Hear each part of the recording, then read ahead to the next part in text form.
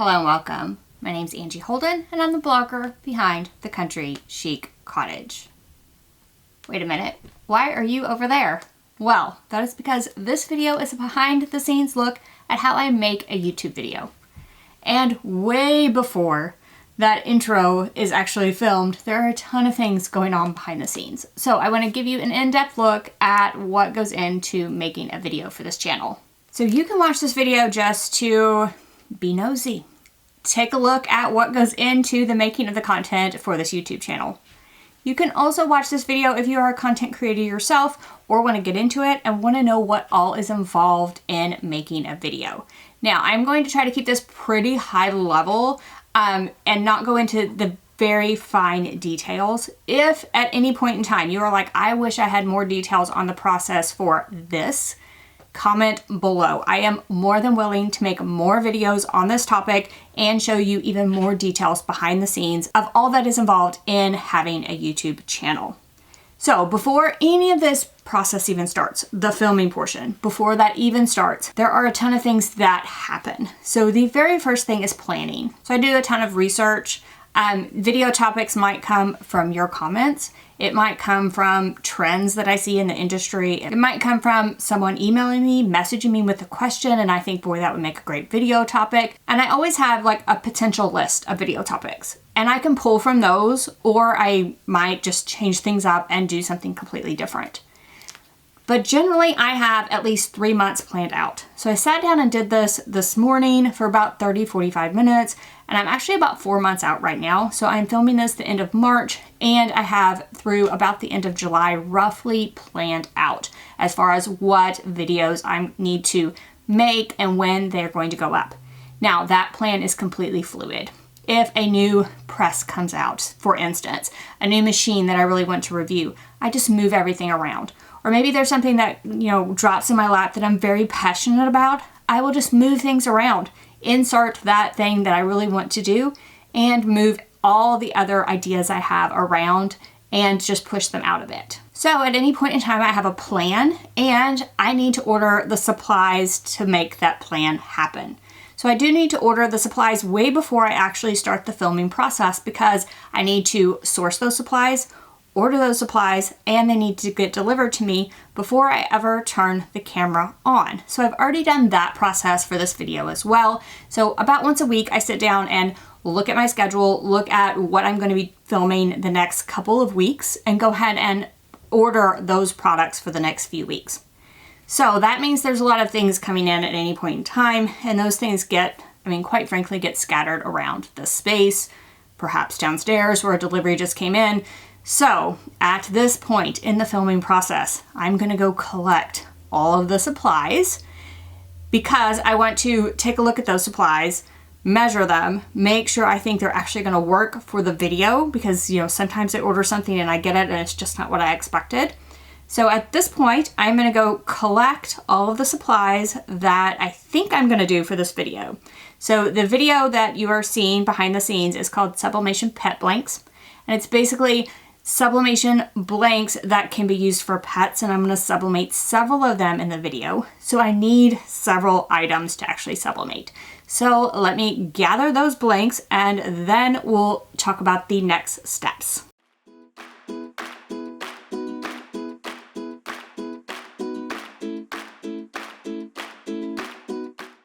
All right, so I collected some things. So at this point, I have the items collected that I think I want to include in the video. Now, that can change, right? So maybe I get in there and I'm like, I don't like this particular blank. I'll just ditch it. But I'm gonna probably try all of these. So the next thing we need to do is to find files or create files to sublimate on all of these. Now, this is a lengthy portion of this process. So up until this point, the planning, pretty lengthy, but I sit down and do it all at one time. The ordering process, I kind of sit down and do all that at one time for several different videos. And now really starts, I've gathered the things and it's really starting like this individual video, like how long is it going to take me to make? It took me, I don't know, about 5 minutes or so to find all of these things that I had scattered about my craft room. But now that I have it all together, Now the real work begins. So I have my computer here. I opened up Creative Fabrica because that's going to be my first go-to. I'm going to see if they have things that will work for this. And of course, all of these are way different sizes. So I'm going to kind of just be measuring things, looking at it. Something like the dog tag, I probably need like a Canva template because you're going to want to put the name on there.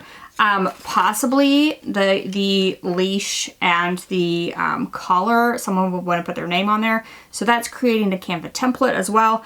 And I'm doing all of these things before I even hit record on the video, right? Because yes, I am going to show myself measuring it in the video, but I want to already know at that point exactly what I'm going to do. So right now I need to figure out what I'm going to put on all of these blanks, what they're going to look like. Are they going to have a theme across all of them? So some decisions need to be made before I can even start the recording process. So I'm going to time myself and I'm going to see how long it takes me to find the files and make that decision.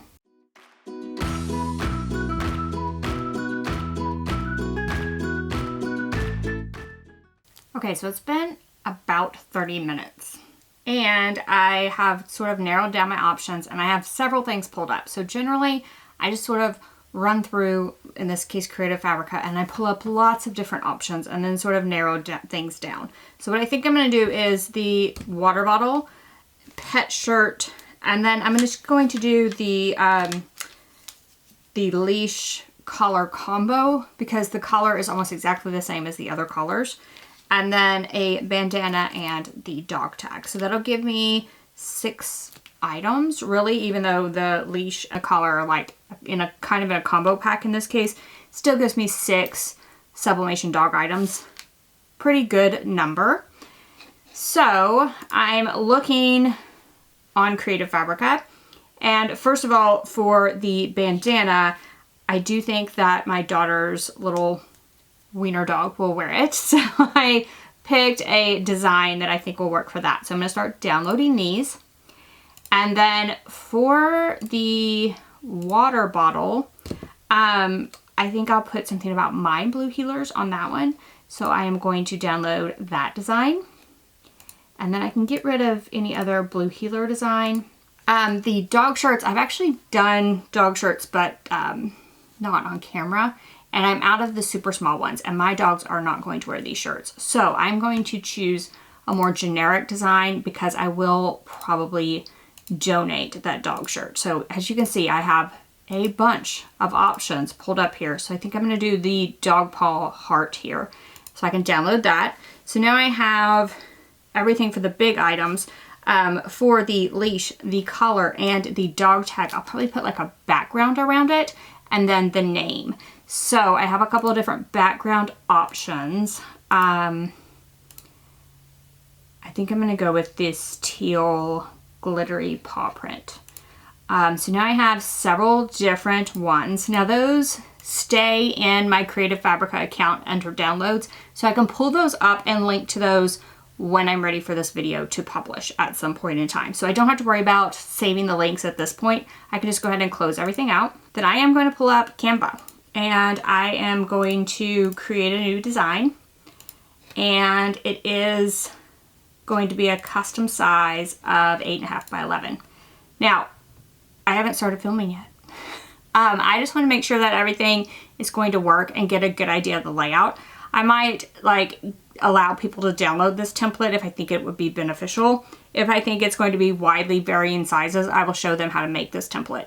But I want to practice this before I actually hit record. So I want to make sure that I know how to make the template and make sure everything is going to work.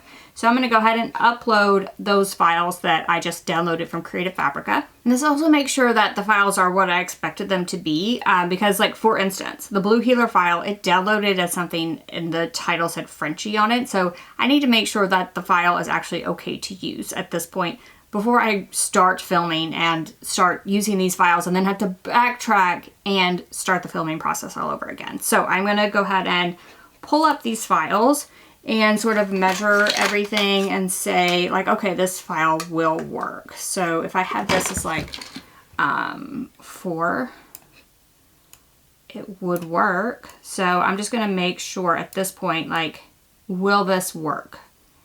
Yeah, I think this one will work. And then this file looks okay, looks like it will work. And then for the 3 files for the water bottle, the bandana, and the dog shirt, fairly easy, right? So I'm feeling confident that all of those will work. Now I'll probably add a page and sort of look at this pattern that I've chosen. Like, do I think this will work? And I can kind of measure my blanks at this point and just get an idea, like, is this actually going to work or not? And if not, go back and look for another pattern. So I'm just sort of testing things at this point. I will probably recreate this whole thing on video and show people actually how to make this in Canva. But practicing it beforehand gives me the knowledge I need to actually film the video correctly the first time and show them how to do it, not just how I'm guessing I would do it. So I'm just going to kind of guess at this point. And again, I will sort of time myself as to how long this takes me. I feel like I'm pretty good at Canva, but sometimes it takes me a while. If the file doesn't work right, I just have to go back from scratch and start all over again searching for a file. So I'm going to kind of lay things out in Canva and just see if these are going to work. So I worked on that about 10 minutes. First thing I realized was that the pattern I chose wasn't a repeating pattern. So it wasn't a seamless pattern.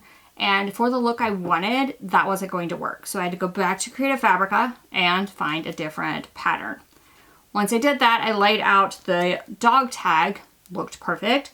And then I started on this leash, and I realized that the area for sublimation is 12 inches long. So that means that my sublimation paper, I'm gonna have to use the 8.5 by 14 inch sublimation paper for this. So the complete design in Canva completely needs to change when I go to design this for the YouTube video. So this is why I go ahead and work on this ahead of time to make sure that the images are going to work, the template or whatever that I'm laying out is going to work. It's not, I'm gonna need to choose a different size of paper.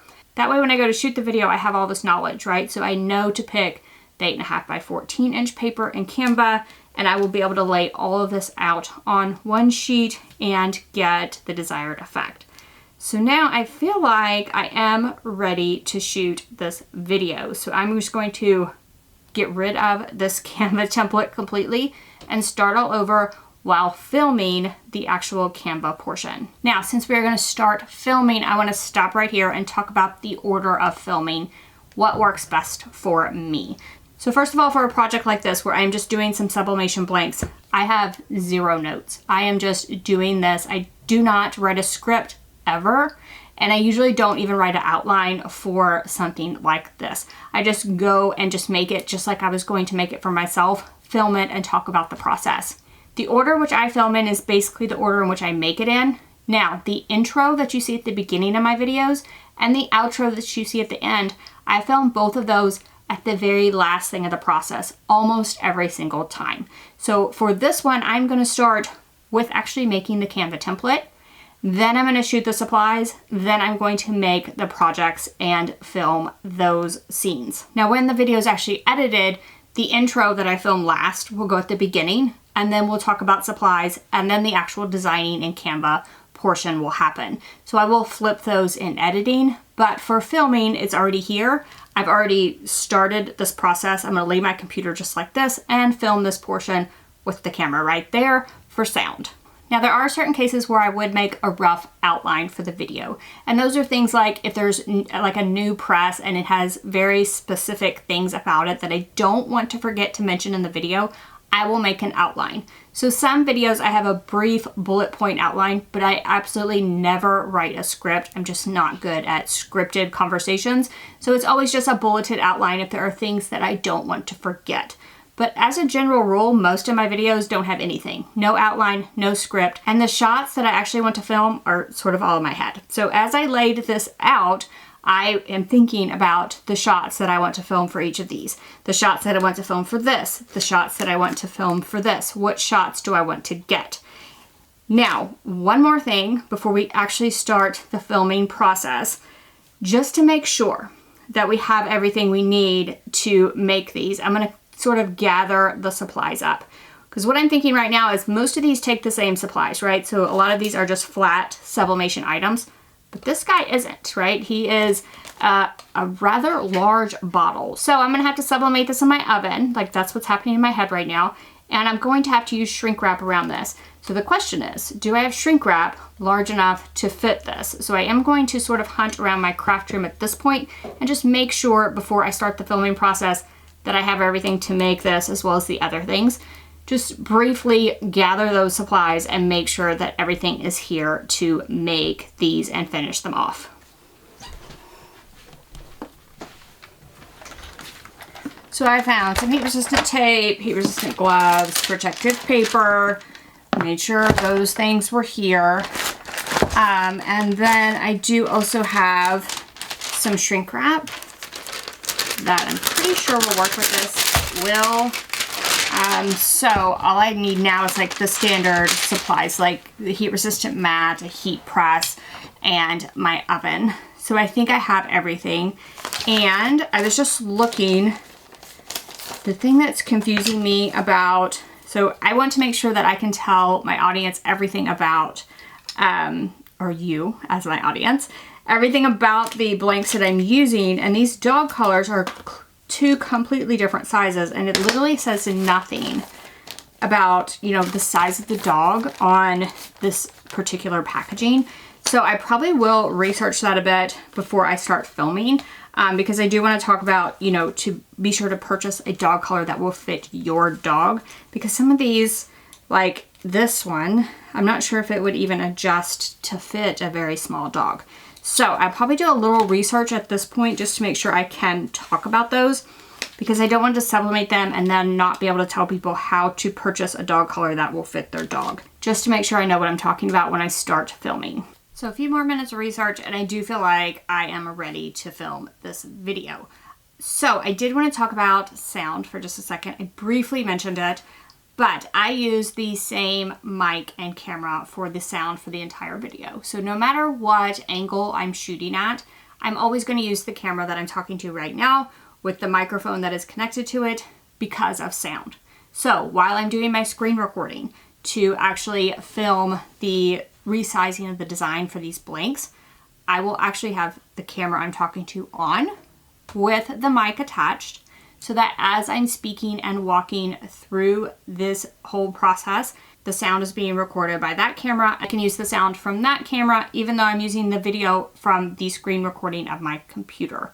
So that helps me immensely with sound, so I did just want to mention that. And even if I'm doing a voiceover, which I do sometimes, and I might do for portions of this video, if I'm doing a voiceover, I always turn that camera on with that particular microphone, hopefully still in this room, so the sound is exactly the same.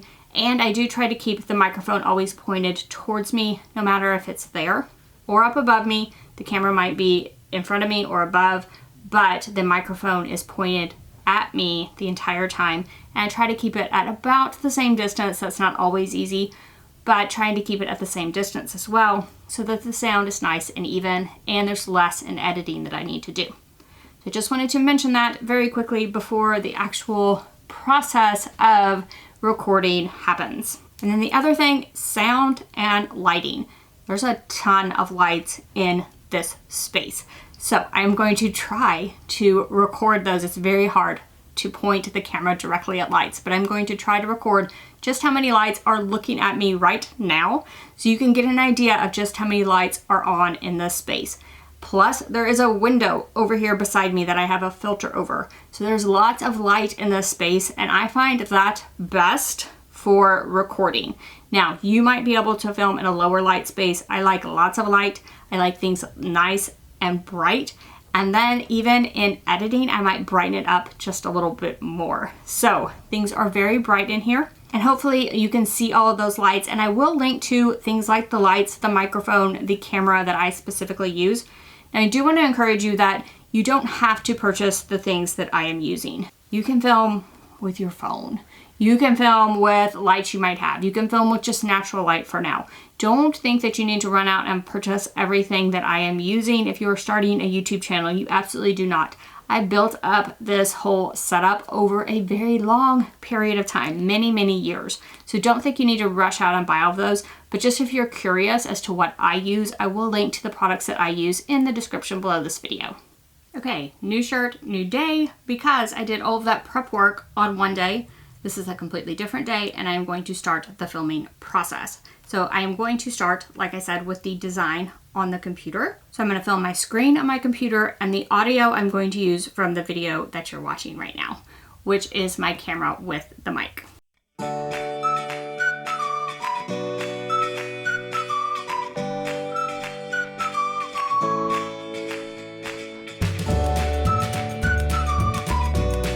So now that design portion is done, and I filmed it all with the camera, and I'm going to go ahead and print what I designed and then lay out my supplies on the table. I will also show you my camera setup as it is now, as well as where I'm going to put it to film the top-down portion of the video. So as I'm sitting and filming, that is my view. So you can see that I have a camera with a flip-out screen, so I can see myself during filming and make sure everything looks okay. Then once I've laid all my supplies out, I am going to film with my camera in the air. So I have a system set up on my ceiling that's literally an IKEA curtain rod, and there is a holder for my camera, and then I do have a mic as well, and I have mounted the mic so it's pointed towards me, so you can see the mic pointed towards me there, and I will be standing here, and again I can use that flip out screen to see what I'm recording. And so now I will film the supplies portion of this video. I am at this point gonna film myself measuring each of these blanks because I do mention the measurements during the Canva portion, and I can lay this video over the top if I need it. Now that I have that portion filmed, I want to do like a prep portion. Now the prep for like the scarf here and the shirt and these dog collars would be about the same. So I'll probably film them all, but do sort of one voiceover. When I do a voiceover, I'm literally filming just this canvas here with my microphone in the same location that I showed you earlier. Might not even have my hands in the shot, and I am just speaking. And then I will lay whatever video I want over the top of that. I will note here that I just run through and make the stuff and do some voiceover, talk to the camera, but also sometimes I stop the camera and take some still photos occasionally. So if you are going to put this on a website, you might want to take some still photos. You can also do screenshots out of the video if you would like. So I'm about to use this heat gun. I did want to note that anytime I'm going to use something that's loud, I generally do a voiceover and just speed up the video itself. And then after I heat this up, we're gonna move the entire setup to another location. So I will show you what that looks like. So I'm gonna be using this sublimation oven. So I moved my entire setup over to here. So you can see that that is ready to film. And I will just film me putting the tumbler in the oven and me taking it out. I don't necessarily film the entire heating process in the oven. But I do tend to move the entire setup and the entire camera to the next area instead of using a double camera setup. Then while that's heating and working, I have made a complete mess. So I will start to clean up that mess and prepare for my final shots so I can get video of those final projects and close-up shots. Once I pulled that tumbler out of the oven, I went back to that same setup where the camera was above me and shot the rest of the shots. I do like to shoot at the very end close-up video of the actual finished projects in this case. And now I'm back to the camera in front of me, and I have it panned out pretty wide because I do want to have like my finished blanks sitting here. So what I'll do is sort of just set everything around, move things that aren't supposed to be in the shot. And I really wanted like this tumbler to be in the shot, so everything else is probably a little too small to actually be in the shot, but I'm gonna kind of set everything around. And I like to have everything within reach if possible. So if I want to say something at the end of this video or at the beginning, remember, I'm going to be filming the intro and the outro at this point. I can do it. I can have the little collapsible dog bowl within reach if I need to say something about it. So at this point, I'm just like setting up for this shot. Then I will film the intro and the outro. Yes, at the very last. So I will do the whole like hello and welcome situation, and I will introduce the video, show the final product, and also I film between dog barks. All right, dog's out and door shut, and we're gonna try that all over again. So I will shoot the intro outro at the very end. I find it makes it a bit easier for me to do that. That way I have the final product sitting here, and I can kind of give tips and tricks at the beginning of the video as well as the end. So at this point I have in my mind what I'm gonna say at the beginning as well as at the end, and I will just shoot the intro and outro. All right, so intro and outro filmed, complete. This video is done, right? Not quite. So I will be, first of all, taking still images of every single one of these pet blanks. Since there's multiple blanks in this particular video, I'll probably do some collages and lay them out on my table. So when I'm filming on my table, I just use a piece of poster board under everything as I'm shooting. And I'll probably use that same piece of poster board and just sort of lay things out. And I literally stand on the chair that I'm sitting on and I take pictures from the top down. So these same lights are for video as well as photos. So I will go ahead and take some pictures of these, and then it is time for the editing portion of this entire process. So I do use Premiere Pro for editing, which is a very advanced video editing software. I definitely did not start with Premiere Pro. I started with simpler software, but I have worked my way up to where I use Premiere Pro for my editing exclusively. And while I love it, I don't often recommend it to beginners, but I did want to say that that's what I use. So I will go ahead and edit the video. Now, depending on the video length and just if I had trouble during the video, if there's a lot to edit out, will depend on how long it takes me to edit a video. So I can edit a video in anywhere between an hour and like 6 hours. So it's just going to depend on the video and the conditions in which it was filmed as far as how long it will take me to edit it. And then once it's edited, I go ahead and export it from Premiere Pro and I will upload it to YouTube. And after I upload it to YouTube, the job is still not done. So there are tons of fields on the back end of YouTube that I need to fill out. So I will do a title, a description. Right now I'm making 3 thumbnails and allowing YouTube to A/B test them and decide which thumbnail is the best. So I make 3 thumbnails and add them to the back end of YouTube. I make sure that all my title tags and everything is filled out in YouTube, and I add like the products I'm using in the video. I will tag them in YouTube. So there's tons of different things that you can do on the back end before a video is ever published. And then once I have all of that filled out, I will go ahead and schedule the video for you to watch. And then it is just a matter of keeping up with the comments as they come in and the questions. And I generally do comments and questions every day. So if you'll notice, during this video, I talked about everything that I do. That's because basically YouTube, I do all of that myself. Behind the scenes, I do have people working with me that do a lot of the other things. So I have a social media person that's doing like Instagram and Facebook. I have people that are writing blog posts. I have all these people that are doing things behind the scenes, but YouTube is primarily what I do every single day. So the making of the content, I love to edit videos, so I still do that myself, and the scheduling of YouTube content, as well as answering comments on YouTube. So while on other social media, you might get an answer from a person that isn't me, on YouTube, if you comment, I will respond myself. So I read and respond to every single one of those comments. So there is a quick look behind the scenes of making a YouTube video. Now, if you want more of any portion of this process, if you would like to see more of my setup, if you would like to see more of editing tips and tricks, let me know in the comments. And that way I know which portions of this that you want expanded on, if any. Maybe you were just interested in behind the scenes and I gave that to you. And if you liked this video and this sort of behind the scenes look, be sure to give me a thumbs up. And if you haven't already, head to my YouTube channel and hit that subscribe button. You will get inspired all the time with crafty and creative videos, and occasionally I do craft business content just like this video, and you don't want to miss any of that content as well. So thank you all so much for joining me today, and I will see you next time for a creative crafty video. Bye-bye.